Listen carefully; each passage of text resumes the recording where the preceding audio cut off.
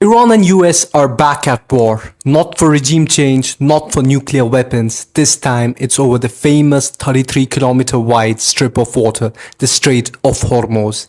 This is phase 2 of the Ramadan 2026 war.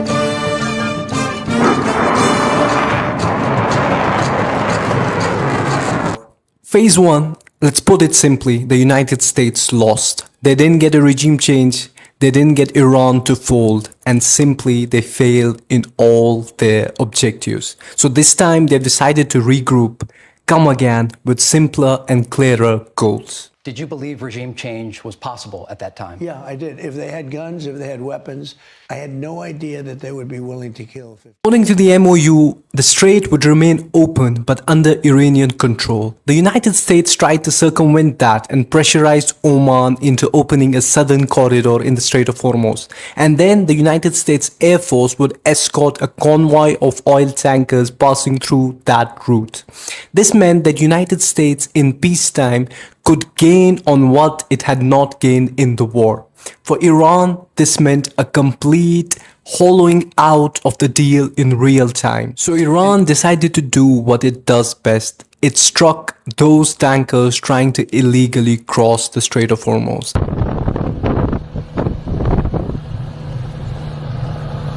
And then United States decided to strike Iran. And then Iran decided to strike US bases in the region.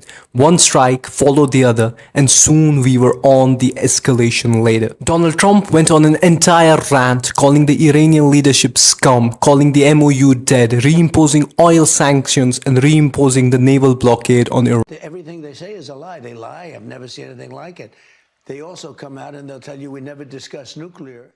Iran responded and closed down the Strait of Hormuz, and just like that, months of diplomacy was gone over a weekend, and we are back in phase 2. And phase 2 is different because for both sides it has one clear goal: the control of Strait of Hormuz. That's why the entire United States attacks are concentrated across southern Iran, Bandar Abbas, Qishm, Ahvaz, Sirak and other locations which are incredibly important for Iran to maintain its control over the Strait of Hormuz. The United States in previous days has also escalated towards attacking civilian infrastructure, including roads, bridges and tunnels. The aim is simple: to loosen Iran's grip over its southern coastline and consequently across the Strait of Hormuz. They could also be laying groundwork for a potential ground invasion of these coastal points, but nothing on that regards is yet confirmed.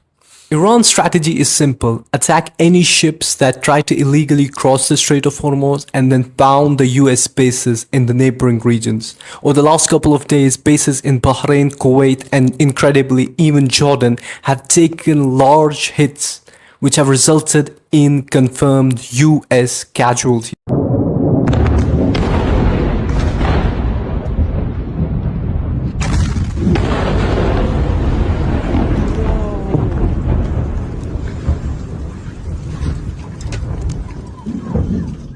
And Iran has also given an explicit warning that if its civilian infrastructure continues to be targeted, the Arab nations in the region hosting US troops will have to pay with the civilian infrastructure of their own.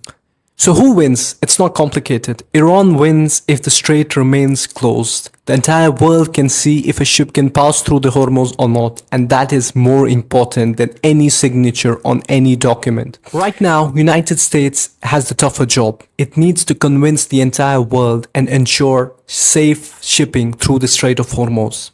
Iran's strategy, one tanker at a time, is proving that it isn't. And right now, Iran is winning that argument.